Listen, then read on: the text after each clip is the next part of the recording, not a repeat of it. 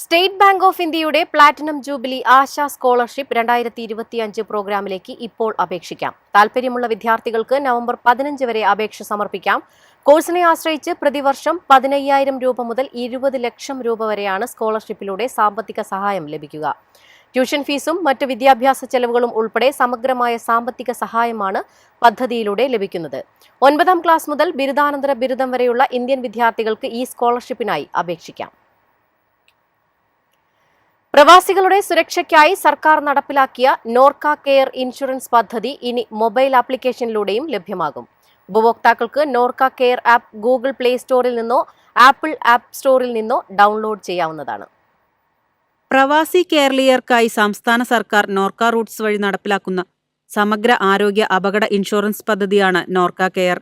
ഒരു കുടുംബത്തിന് 13,411 പ്രീമിയത്തിൽ 5 ലക്ഷം രൂപയുടെ ആരോഗ്യ ഇൻഷുറൻസും 10 ലക്ഷം രൂപയുടെ ഗ്രൂപ്പ് പേഴ്സണൽ അപകട ഇൻഷുറൻസ് പരിരക്ഷയും ഉറപ്പാക്കുന്നതാണ് നോർക്ക കെയർ പദ്ധതി. നവംബർ 1 മുതൽ നോർക്ക കെയർ പരിരക്ഷ പ്രവാസി കേരളീയർക്ക് ലഭ്യമാകും.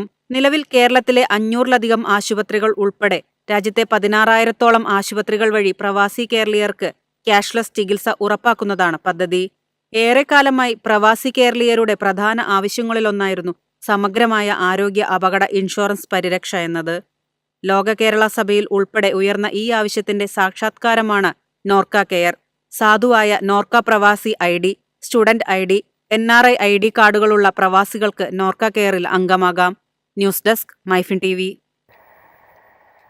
സംസ്ഥാനത്ത് ഞായറാഴ്ച വരെ ഒറ്റപ്പെട്ട ഇടിമിന്നലോട് കൂടിയ മഴയ്ക്കും തീവ്ര മഴയ്ക്കും സാധ്യതയെന്ന് കേന്ദ്ര കാലാവസ്ഥാ വകുപ്പ് അറിയിച്ചു. വ്യാഴാഴ്ചയും വെള്ളിയാഴ്ചയുമാണ് തീവ്ര മഴയ്ക്കുള്ള സാധ്യത നിലനിൽക്കുന്നത്.